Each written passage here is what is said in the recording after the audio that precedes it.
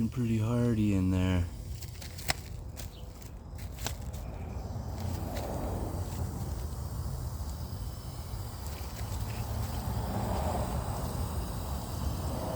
Oh yeah.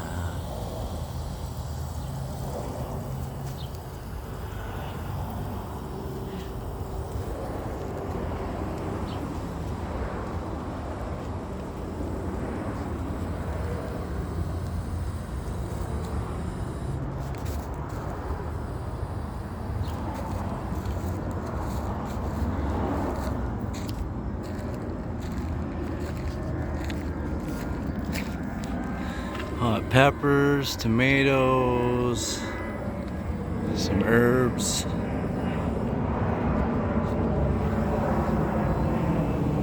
Big old sunflower.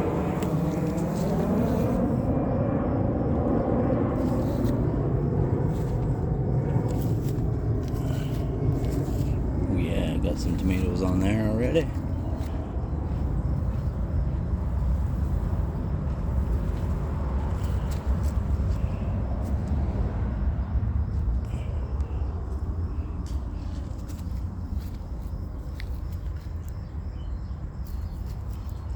Little fence for our watermelon to grow up. It's pretty small right now, those watermelon vines. They actually got quite big.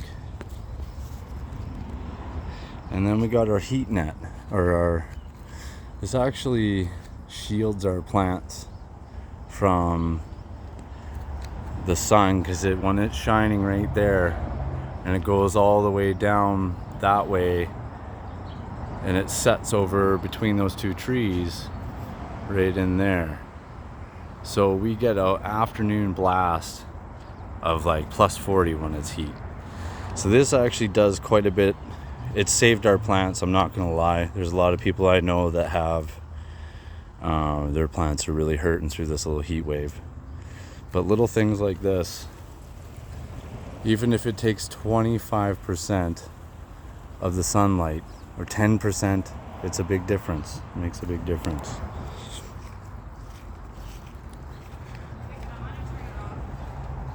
Yeah, I can turn it off in a few minutes. The water? Yeah.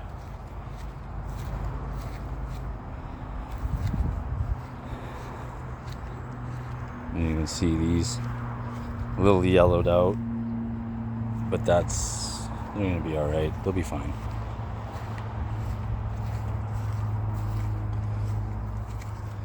Overgrown raspberries, just things full of raspberries. We've been transplanting them and getting them out of there because there's just too many. And this is Michelle's favorite part of the garden. She's got all kinds of flowers in here that she's been taking seeds for years and creating her, lots of little flowers here.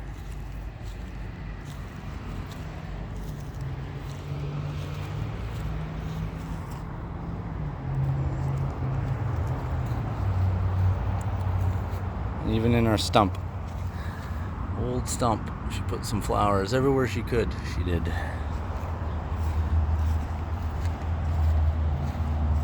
Lawn, and then sunchoke, which just grew randomly, which is kind of neat.